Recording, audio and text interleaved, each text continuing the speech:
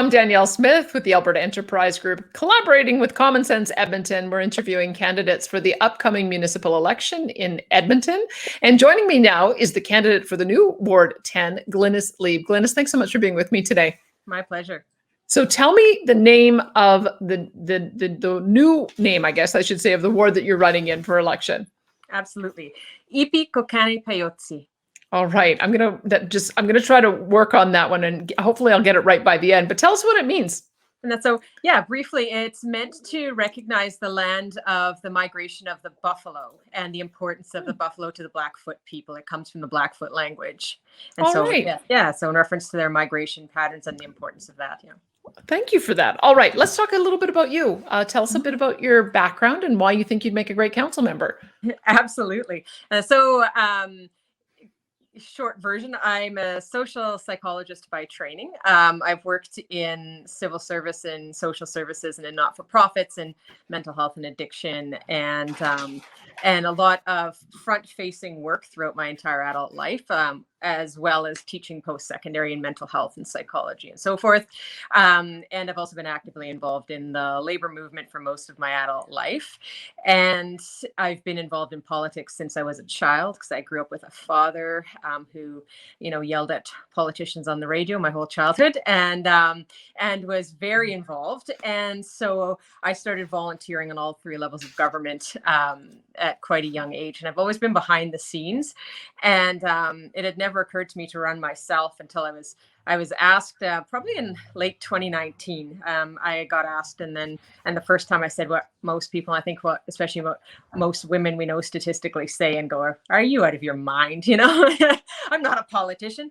And that too, but I got asked a couple more times and I started to think about it, and think about what would I have to offer at a municipal level, and do I bring something to the table? And, I was thinking to what I was looking for the last, good number of years, and, what I felt disheartened by. And I thought, I've been looking for someone to vote for in every election who I think actually cares about people who live in communities, actually wants to add to the social infrastructure as well as the hard infrastructure, is somebody who would get elected and use their time in that position to do everything they can that they promised the people who got them elected, rather than get into the position and get caught in that hamster wheel of trying to get themselves reelected. And I thought, maybe this is time. Maybe it's time for me, instead of, complaining and wishing for these things, to actually be the person that I wanted to vote for. And so I decided to take the leap. All right. Well, you've been at the campaign now for quite a while and have talked to a lot of constituents. So tell us, what is it that the residents of your ward are saying are the most important issues? Yeah, you're right. It's being new and wanting to have time. I announced early, so I've been at it for almost 9 months already. And so I've had time, even with COVID, to talk to a number of people. And it's, we know what the general polls are saying, what people care about: COVID recovery, transit, those sorts of things too. But I'm hearing a lot, which is really interesting to me, especially given my background in more suburban ward. A lot of people talking about mental health, mental illness, and addiction, and wanting the city to do more to support people, even if when you're talking to folks, the lines between municipal, provincial, federal responsibilities, of course, aren't clear. But people are talking about, every conversation I have, people are talking about mental health. People are talking about housing. And again, this is at all levels of housing affordability, housing access, those sorts of things, precarious housing. And just social stressors and that, which is really interesting to me, because having volunteered in municipal politics for a long time, I'm used to certain conversations, right? I'm used to conversations about infrastructure, about roads, about taxes, those sorts of things. And those are hardly coming up in my conversation. It's much more quality of life related stuff. And I think this is a function of the fact that, we're now, a year and a quarter into a pandemic, and, people are struggling socially and they're struggling financially in that too.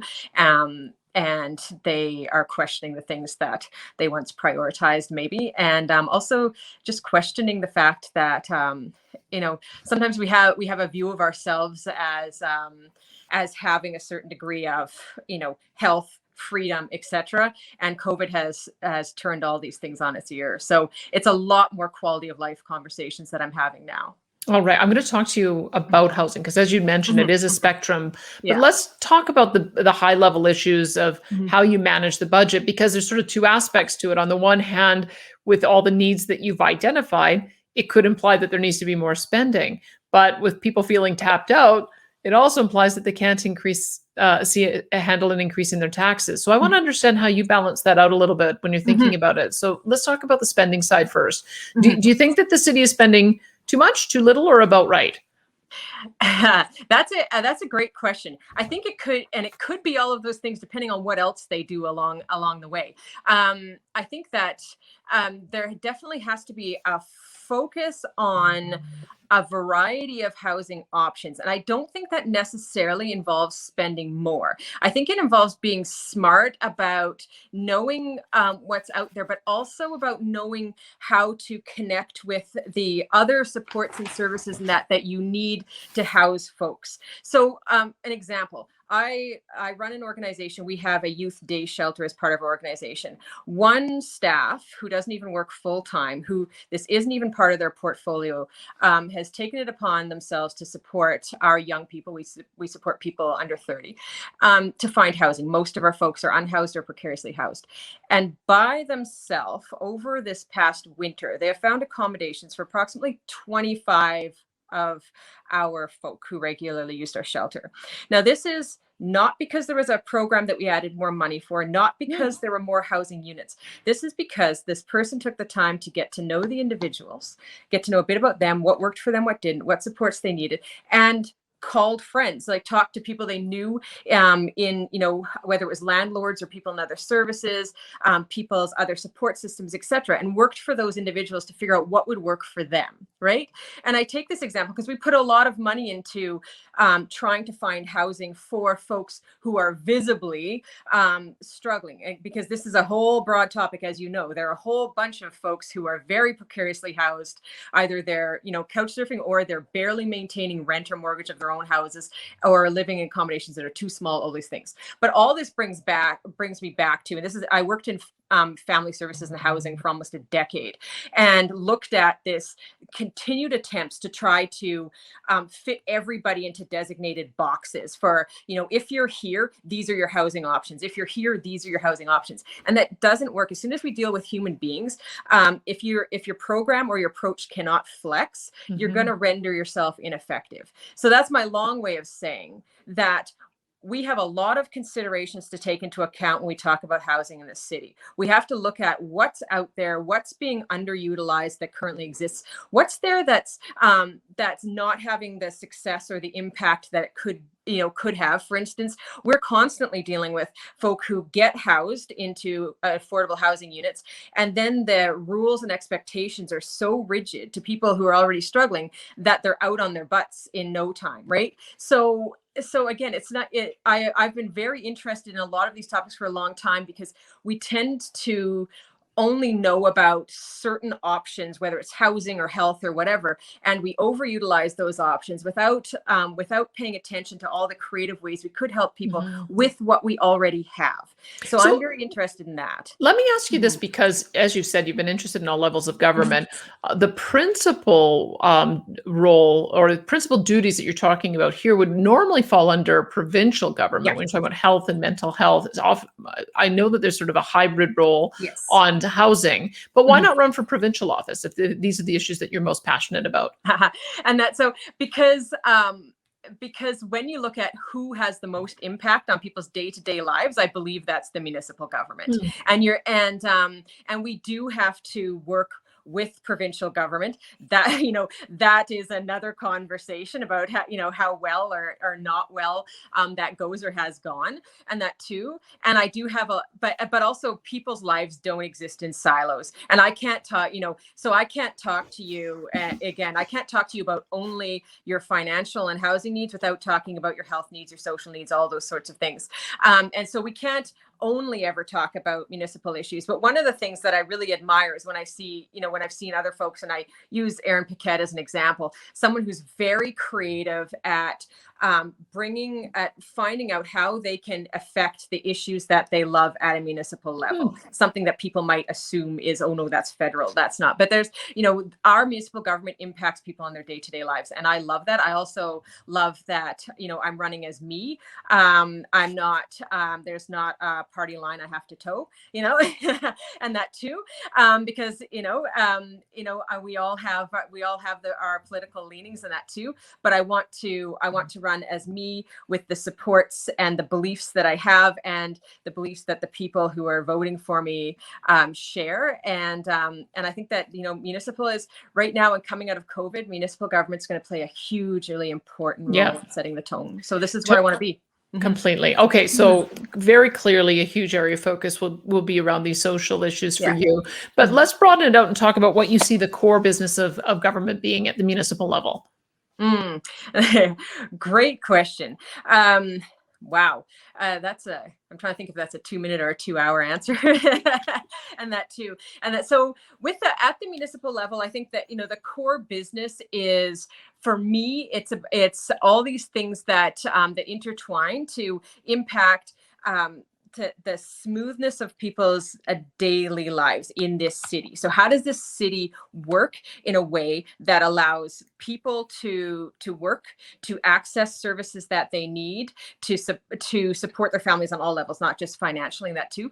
The core business of the city is to help families function within this geographic space and function well and cohesively. And that's my 30-second blurb of a 3-hour dissertation. Well, then let me ask some specifics, because oftentimes what that means is being able to get around, good transportation. So let's talk, we'll get into some of the budget issues, but let's start by talking about, for instance, transportation and LRT, because there has been a huge amount of delay that has taken place on the most recent LRT project, the Valley Line Southeast. What's your understanding of the reasons for those delays? And do you have some thoughts on how the procurement and management of big projects can be managed in future to avoid that? That, again, another great question. I think that I like to think that coming into this, that that folks, those of us who represent, who are coming in trying to represent regular folks' interests, would have more wisdom when it comes to these large projects, and thinking through the actual cost of them, and thinking through what it takes to get a project started, and how much research, how much knowledge you actually have to have, and how much we're paying folks to, folks to assess and look at these projects and plan them, who are not necessarily tied to this city directly. So outside contractors, et cetera, who don't know the city personally and how it works in that as well. But also thinking about the realities of what it means to undertake a big project like that. And I know there are, formula and techniques and that go into tactics that go into planning. And there's a reason why we're always, and I say always because more than often the case, we plan these big budget projects, and then we have to announce that we're over budget and late, because we're not taking into consideration things, the ebbs and flows of the economy and supply and demand, and the cost of supplies and materials, and often we're not taking advantage of. So when things are tough and the economy is tough, and that too, we often tend to pull back on spending rather than taking the opportunity to buy things while they're cheaper to move forward, which kind of goes counter to people's initial, I guess, instincts, right? And I think so we need to be thinking in a more broad basis about what's going to happen around us. We can't think about, and I always talk about things in a vacuum. We can't think about this project in a vacuum. We have to think about what are the ebbs and flows, what are the trends that we can predict in supply and demand, and those kinds of things, and the cost of what it's going to take, and account for that. Let me ask you that, because there's another few big lines that are going to be built: Valley Line West, Metro Line Northwest, Capital Line South. We also know, just to jump off what you said, we're seeing massive escalation, cost of steel, and supply chain disruptions. So with all that in mind, are you committed to LRT as it's currently being planned out, or do you think there's a better way to approach public transportation? I think, I'm committed to public transportation. I believe that public transportation is actually one of the core elements of COVID recovery when it comes, and of, where everything we want to talk about. If we want to talk about equity for people living in the city, if we want to talk about COVID recovery, if we want to talk about environment, good public transportation is the core to that. I think that we have to look at efficiency of planning and purchasing, maybe a little more and a little less towards this is the way that we've always done things, or this is the people that we've always done things with or signed contracts with, that look at increasing those options and competitiveness in that too.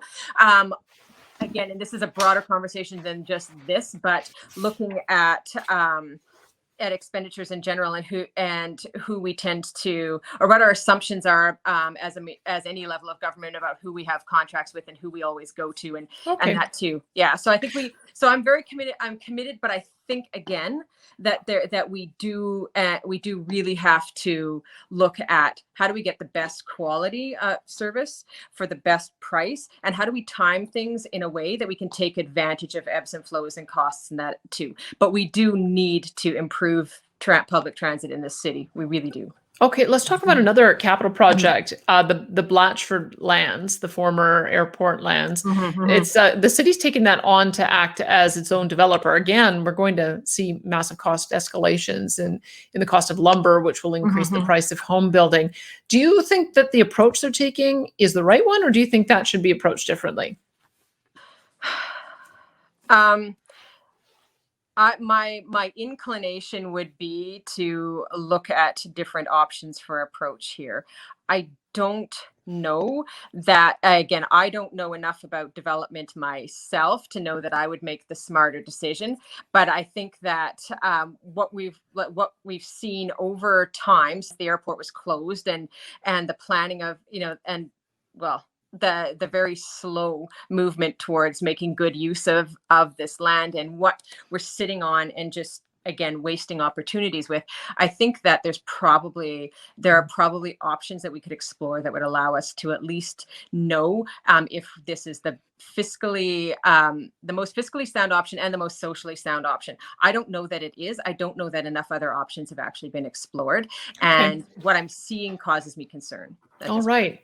Let me then broaden it out, talking about other communities, because the city plan calls for 15-minute communities, which is a really appealing concept. But give me a sense of what's happening in your ward. What are the amenities that are missing in some of your communities? What would be your priority to make sure that concept of the 15-minute community is realized? And you're right, that sounds really good, but that's not what I'm hearing from people. Like, when I go out to the far reaches of my ward, like Chappelle and Allard and that, people aren't saying that I I like this 15-minute idea. They're saying I want community. They're saying I want things here. I want to be able to connect to community here. Folks have said, the focus is always on getting us downtown or getting us, around. What about here? We don't even have garbage cans and benches in our parks to gather on yet, and this was just a conversation I had again a couple of weeks ago. So if we're going to build communities in the true sense of that, and again, going back to my initial comments, people are talking, this is live for people now because they're really socially starved, and they're really taking active interest in, if you see somebody's head and your neighbor's head out the door, most people who didn't know who the neighbors were before now are now waving hi, because people need that interaction. So now they're looking at how do I connect with people around me? How do I get the services around me? And if we're talking about, public transit plays a key role for sure, but also folks shouldn't have to leave their communities for everything that they need, and they sure shouldn't have to leave their communities to have opportunities to socially engage with other people. So I think the focus needs to be on strengthening communities and providing the things that they need within those communities. That's what I'm hearing from folks. Yeah, so give me an idea of what's missing. Is it grocery stores? Is it parks? Is it dog parks? Is it rec centers? Give me an idea of what you're hearing just to make those communities have that. Absolutely. Depending on which community, it'll be all those answers if you go through the ward, depending on who has what, and that too. But what it all comes down to is the fact that, yes, people want to be able to walk down the street and get groceries or grab milk without having to walk somewhere. And people like the feel of community businesses and that too, where they know so-and-so runs this. A lot of the newer communities, they get access to big box stores and that too, but that's not for everybody. And those aren't, those are necessities to some degree, but they're not the things that actually build connection, right? People are talking about, again, everything from just having benches or some gathering place that they can sit and see other people incidentally, to having a neighborhood store, to having another or better recreation facility closer by, those kinds of things. But it all comes down to the increased quality of social life, of social connectedness. Let's talk as well then about, because you've got a lot of, as you mentioned, sort of new suburban areas and going towards inner city. And there's always this discussion about, do you densify and build up using the existing facilities and amenities, or do you do new greenfield development, which allows for more densification, but sometimes not as many services? So how would you balance that discussion? And that's, yes, it's the tendency, again, because we have a lot of space, is always to go out. And we've been talking about, the idea of kind of that, suburban life bringing greater happiness has been one that's been pushed since the 50s, right? But the idea is it does bring greater happiness for some people, but not everybody. And we're talking, the city here has been talking about the fact that they see us doubling our population in the next not too long, and that too. So we definitely need to densify, and that is, and that's in our core, but in other suburbs and that as well. And that doesn't mean giving up all the beautiful green space we have in that as well. That involves varieties of housing and mixed use buildings, business on the bottom, lofts on top, or apartments, those kinds of things. I think we can densify a lot of areas of this city without losing the green spaces that we have, and we should be looking to do that. That doesn't mean not adding any other suburbs at all, but I think we have a lot of room right now to densify, and that answers a lot of, because we know adding suburbs, for instance, often ends up, always, it's not economically great for the city. Like, the city doesn't actually financially recoup what it costs to add more suburbs and to service them, etc.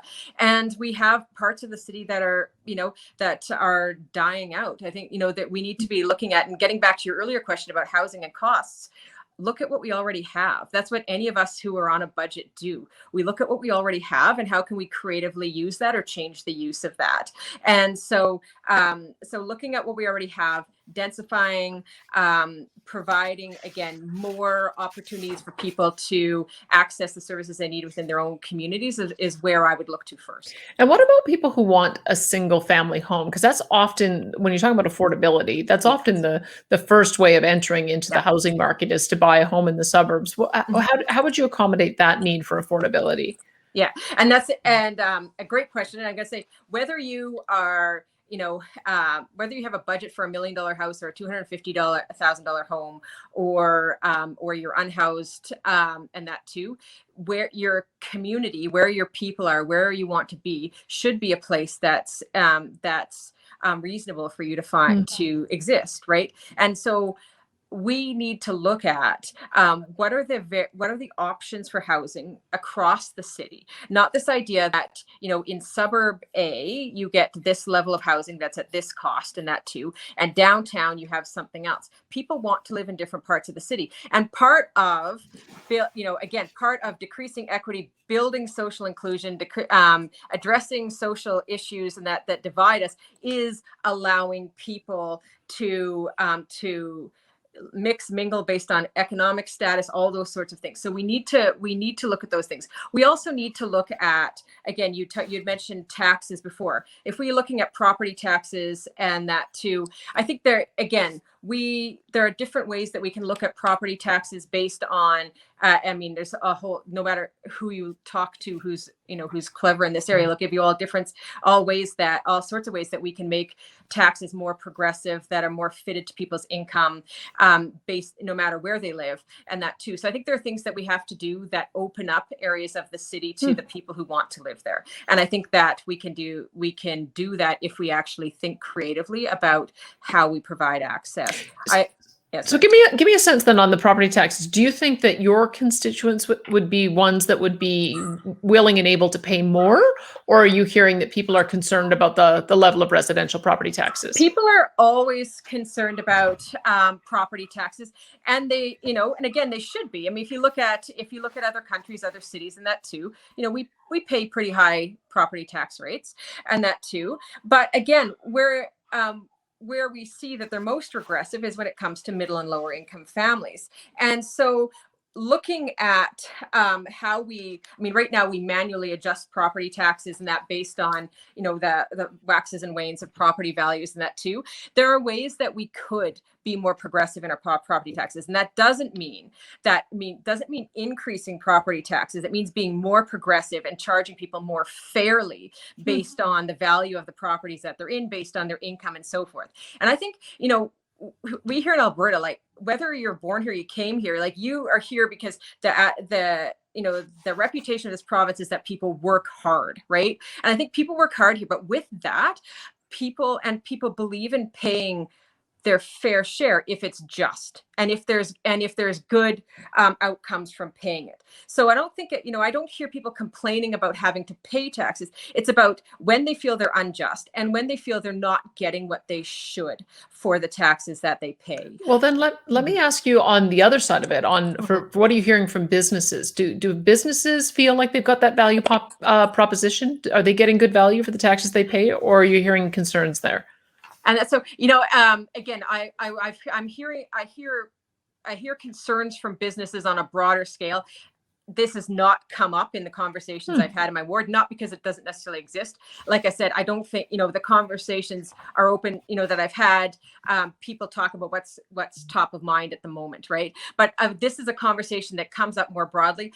It's interesting here too, because in this province we have a conversation about taxes all the time that is very, very anti-tax, right? So I think that people are led to believe that they're paying too much. They might be, they might not. But the conversation, you know, for as long as I've been in this province, and that too, is that taxes are bad, right? And so often we have these conversations, and people don't necessarily know what they're paying compared to other folks, right? Having been someone who's lived in 3 provinces, when I came here, I thought, yay, you know, everybody talked about lower taxes in general, right? But the cost of things I found was higher. Many other things were higher too. So I think that people need to be given good perspective when they're being talked to about the taxes that they're paying. And I do believe that, that there are definitely businesses who believe that they're paying too much in taxes. Also, though, if there are tax breaks to be had, they tend to go to businesses and not regular Albertans and Edmontonians, and that too. And so, but again, the other side of that is exactly what I said about house taxes, that if people feel like what they're paying is reasonable and they're getting good value for it, then they're less likely to be dissatisfied than if, again, A, if they're being told that it's too high, and B, if they feel like they're not getting the value in the services that they need to. All right. Let me then ask you it the other way, because from time to time, when we've talked about city charters and the limits that municipalities have in being able to raise tax revenue and some of the limitations of property tax being the principal source, do you think that there should be new taxation powers, which have been proposed from time to time?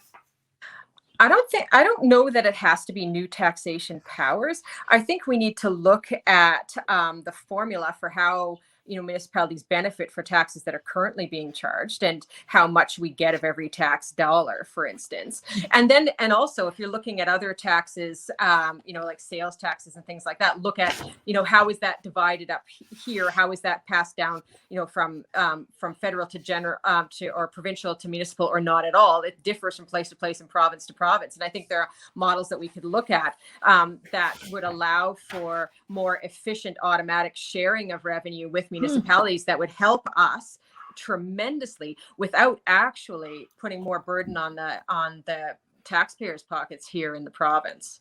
Okay, so that's the revenue side. Let's talk about the spending side when it comes to operational spending. We've talked a little bit about the capital budget, but give me your sense of the level that the municipal government is spending, because the city auditor has shown that operating spending has grown by 36% above and beyond inflation and population growth in the last 20 years. Do you think that's a problem? I think it could be a problem depending on what they're spending it on and why. If we look at this, where this expenditure is going, how is the municipality changing? Who are they adding to the payrolls? How much money are we spending on adding, middle management, adding special, contracts for servicing this or servicing that have minimum payment requirements? How much are we spending on private contractors or research? And again, that's another thing that I can, go on about forever, because this, I've noticed that there's a theme of addressing important issues that people raise with saying, I'd like a report on that, or I'd like to see some research on that. And like I said, I'm a social scientist. I'm a social psychologist. I've done research alongside my work my whole adult life, and just about anything we talk about here, I'll say the research exists, best practices exist. And stop using stall tactics, stop spending tons and tons of money on people to help you use stall tactics to actually make a decision, and hear what people are asking for. Well, let me ask you, so you've mentioned the issue of contracting out and using outside consultants. What about the management? Because the city auditor report also found that there has been an increase in middle management by 22% and 19% on supervisors since 2017. Is that a problem? Yes. And I teach in post-secondary too, and we're seeing the same things, right? Post-secondary institutions are starving, and that when you look at who's being hired, it's not the sessionals like me making 30 grand a year. It's top admin making 250 grand a year plus, right? And I'm looking at what's happening in the post-secondary institutions I work in, and then what's happening at the city in that as well. Yeah. We don't, and people who, people who are familiar through working through and et cetera have said this, like, why sometimes there's managers that, look after two people, what's happening in this sector, what's happening over here and that too. So no, we need to, if you're the captain of a ship, you need to look after the people who are sailing that ship. And these are the frontline workers. And so if you are finding efficiency problems in work or what have you, then you look at how do you better support, how do you better provide frontline workers or supplies or whatever it is. You don't look at adding more management to manage them more or whatever the purpose is. You're exactly right. Like I see, as things get tougher, the hirings and upper levels of management increase. And again, it's like, this is so counterintuitive. Look at what people need. And often, again, and then what gets cut? The lowest paid people, or the lowest paid services, or the lowest costing services for people, like shutting down a rec center or something like that, again, and it's the people on the ground that bear the brunt. And so yeah, if I, part of being someone who's trying to represent everyday people means that I'm looking out for the interests of everyday people. And that includes the workers on the front lines who actually make this city run. So let's talk about the workers on the front line, because has been a lot of austerity in the private sector. People have lost their jobs. They've had to go down to job sharing. They've lost hours of work. And we've not seen the same kind of consolidation happening in the public sector. In fact, most union contracts are over several years. People get automatic increases as they move up the pay grid. Do you think that there's a problem there? Do you think that we need to approach collective bargaining differently to better match what we're seeing in the general economy? Absolutely not. I think what, again, and part of being being pro-worker means that we bring everybody up. I'm not going to fight to bring other people down to the level of struggle that some of our colleagues are having. I want to bring those colleagues up. So we need to look at, again, how do we better protect everybody?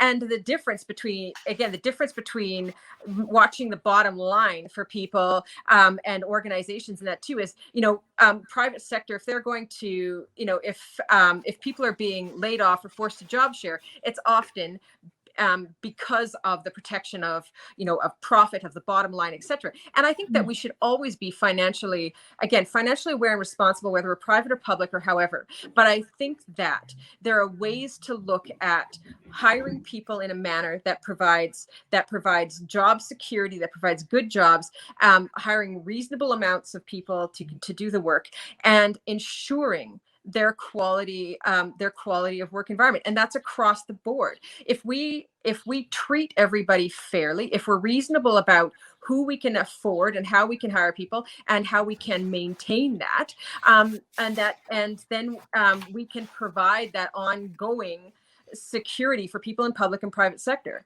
And that too, again, and I've said this to you before, the idea that we pretend that, we're surprised every time there's a recession, or, that in this province of all provinces, we should be better equipped to deal with the roller coaster economy than anywhere else, and predict it and plan for it. And we should do that across private and public.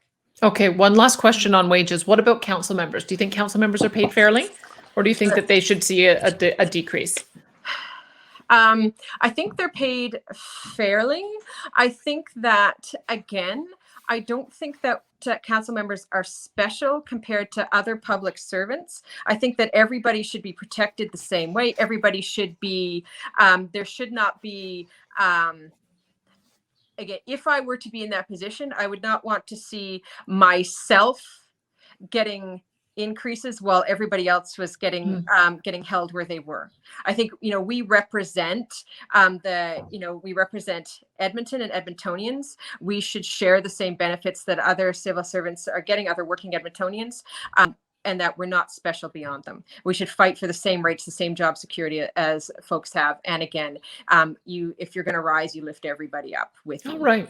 Let's talk about, it's been a tough number of years, even going back to 2014, but particularly the last 18 months. So give me your sense of optimism about what's happening in the private sector. Do you see the economy rebounding, or do you have some concerns?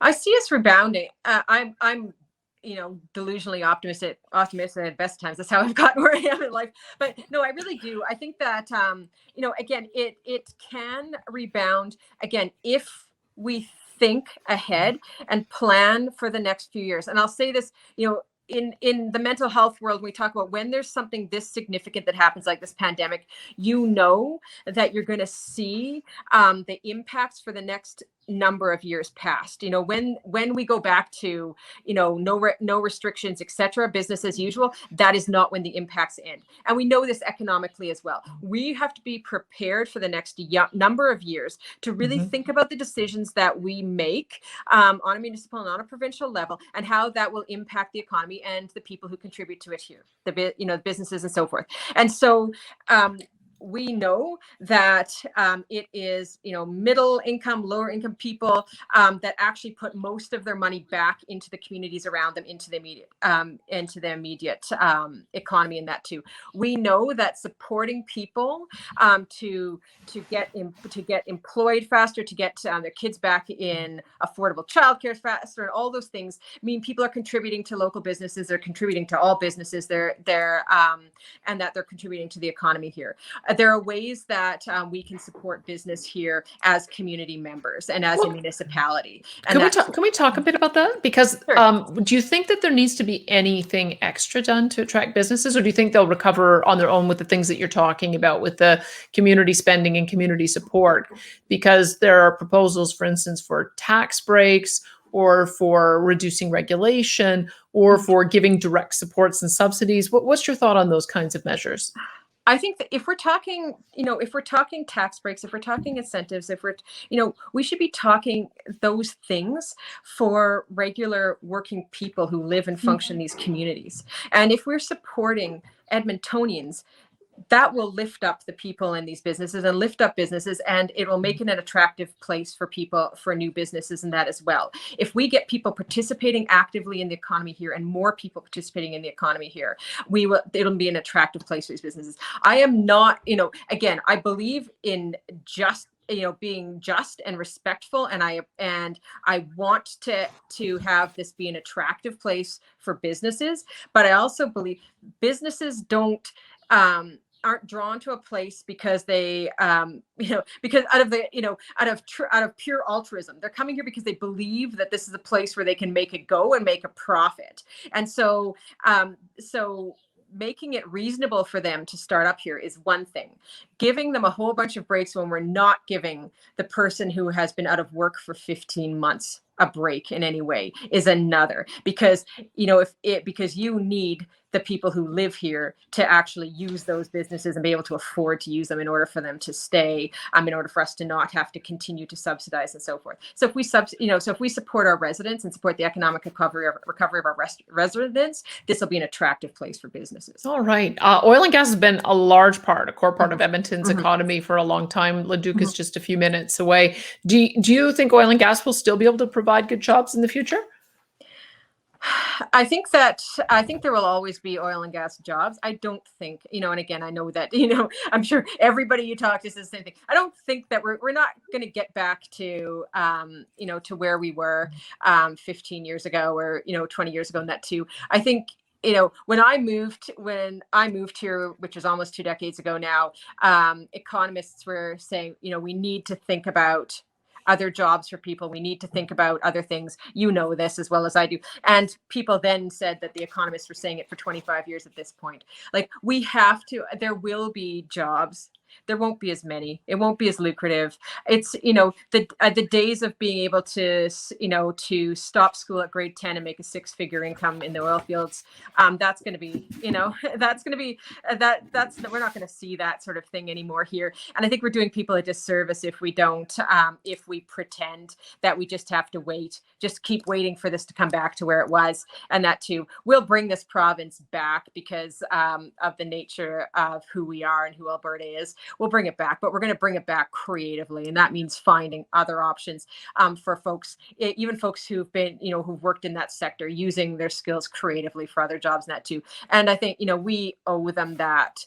We owe them that honesty, and we owe them that support rather than, just telling them to, hurry up and wait for the next great oil boom, and that too. I think, that's, it disappoints me when people gaslight oil and gas workers into believing that, they just have to wait a bit longer or things are going to, come back or in that way.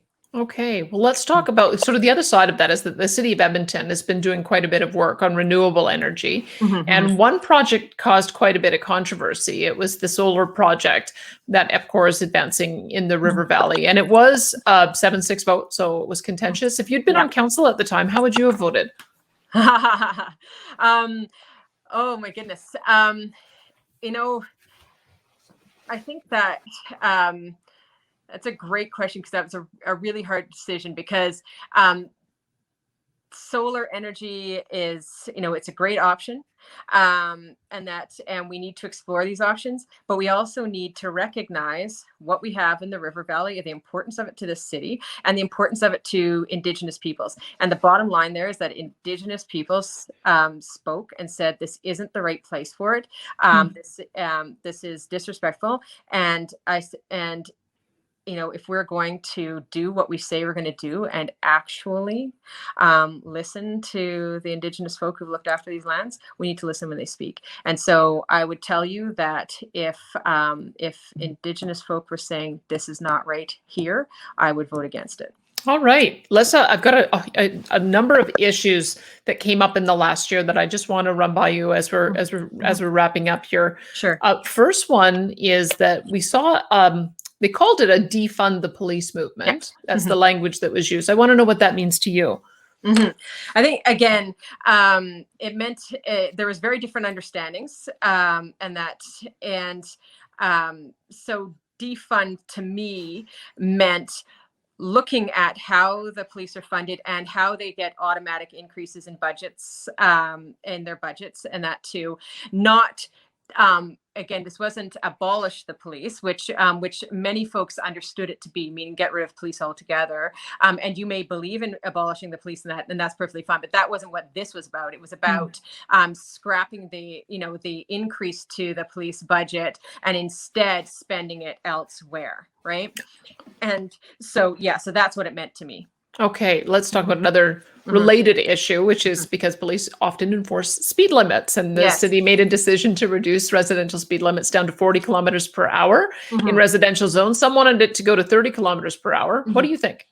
And that's so, absolutely. And when it comes to, if you're asking me directly about reducing speed limits in residential zones, absolutely. And so this comes back to the idea of neighborhoods, and and as a parent too, I want, I've lived in a number of neighborhoods around this city and that too, and I want, what I've wanted everywhere that I've lived is to be able to let my child leave the house and run down to the neighbor's house, right? And part of that is speed limits. It is, it is the amount of traffic that we have in that too. So, so that's, again, in the grand scheme of things that, that are important and impact this city. I think, again, if residents are telling us that we don't feel that it's safe in our neighborhood because of the amount of traffic and how fast it's going, we have to listen to that, right? And so, yes, so I think that, that's something that if that's what residents are saying they need, I think it's perfectly reasonable. Okay, let me ask you about the private sector involvement in delivery of public services. We already have half of garbage collection that's private. There's discussion about whether the city should be in the business of operating golf courses. There may be some other examples, but generally speaking, what do you think of private sector being involved in delivery of services? I am wholly opposed to the private sector being involved, and I'm chuckling because I come out of organized labor, so I'll have the no P3 sign right in my hand right here, and that too. But again, I'm not just saying it on principle because I come out of organized labor. I'm saying this because you can go through volumes of research looking at the impacts, the financial impacts of public-private partnerships and the efficiency and the quality of service, and there's nothing pointing to long-term benefits for public-private partnerships. But even on golf courses, is that kind of core business for the city? I think I think that part of having a city that is accessible to people, and that means that we have more services that are publicly provided to people and publicly run and consistently run, and so I think that, having public golf courses is a great thing. And I think that, again, this could be something that is more core to city and to city operations and I'm losing my words, finances, and that then it currently is. And so I'm all for it. And again, I believe that when you have people who are paid to maintain public spaces, and that as public workers in the city that they live in, the communities that they live in, you're providing jobs to people who are going to put it back into the economy here. If people are working in areas that they care about, that they know, and that too. And I think these are all good things. Okay, I'm looking at a picture of the think tank library downtown. Love it or hate it? The think tank library. You know what? I have no strong opinion on the tank library downtown. I think that again, people's tastes are different for sure, and that I don't know that it personally calls to me, but I think it's important to have, again, if what we find over time from that space is that it adds to the ability of people to be connected and connected to each other and and turns into a gathering space, then I will love it. If it is a space that people feel is inaccessible, inhospitable, don't use, or hard to use, I will hate it, because that's what libraries are supposed to be. All right, let's talk a little bit. That's a good answer. Let's talk a little bit about the just the role of an elected council member, because there's a few things that that come into conflict from time to time. I mean, number one is that you would have to work collaboratively with other members of council in order to get any of your ideas passed. Can you just give some sense of how you would approach those issues? Yeah, and this is part of my existence, and working in in the world I have, and in government and not for profit, etc., and in political spheres and that as well. You have to find common ground, and you know what, this is people don't have to all agree on everything. In fact, they shouldn't. And, I'm going to harken back, a social psychology lesson again, is that, people move forward because not everybody thinks the same way, and because of the challenge that comes with that push back and forth, and that's how people move forward. If we all agreed, would remain stagnant. And so I relish the chance to work with people who see things differently than I do, because I'll learn from them and they'll learn from me. And even if even if we have wholly different ideas of what we think we should do, if you distill that down, chances are there are things that we actually want, and we think we're going to get out of that we have in common. There are shared priorities, values, etc., even if we're looking at it at getting to them a different way. And so this is finding connection is what I do. I don't have a lot of superpowers. That, I think, in my life, matching people to people and ideas and circumstance, and finding unanticipated linkages is one thing that I do well, and I can honestly say that I do well, and I love it, because so I love the chance, and I think we can find how you always say, I have friends from all political spheres. Well, I can tell from the way you talk, actually, that you do have that broad range. So let me ask you as well about then the role of referenda, because we have a provincial referenda that's going to be held in conjunction with the municipal race. And in Edmonton, there isn't additional municipal plebiscites, although there are in some other jurisdictions. What's your basic sense of putting direct votes to people versus you as the representative? Do you like referenda, or would you prefer to make all the decisions yourself? Heck no. I'm a team player, and I said that this is my run for council. I'm part of a team. My team speak and share ideas just like I do. I share their ideas. I am going to council. I'm representing a ward, representing a group of people. I am there to help create an avenue for their voices to be heard. So I believe that people's voices need to be heard. I believe that I have the ability to listen to people and to amplify their voices, not to take their voices away and assume what they want. And so I'm a big fan of residents having a say, as opposed to me making that assumption on their behalf. All right, last question then, because from time to time you'll be in a position where the city administration proposes something that they say will be best for the city as a whole, but your constituents may want you to vote a different way. What would you do in that circumstance? Well, I'm going to go back to the thing I said to you at the beginning, and this isn't me being me being wholly naive. This is me saying that I've always wanted to vote for somebody that I knew would fight for what they said they would fight for, not somebody who would get in and try to further their career and continue to get reelected. I'm there to represent the people that get me elected and represent their interests. If there is a time where I cannot deliver what they're asking of me, I expect to be held accountable, and I expect to have a good explanation for folks as to why I cannot, and I expect to bear the repercussions of that. But my priority is to represent the people in my ward and to fight like hell for them. That's what I'm there for. All right. Well, thanks so much for the conversation. I appreciate your time today. I appreciate yours. It's great to talk to you in person, you know. And we'll talk again. I've followed you for years, so it was cool. Yeah. And probably not always agreed with me, I wouldn't think. Not always agreed doesn't mean I don't respect you, though, because that's what makes this world go around. Yeah. Isn't that the truth? That's Glynnis Lieb. She's your candidate in Ward 10, Ipiihkoohkanipiaohtsi. Bravo.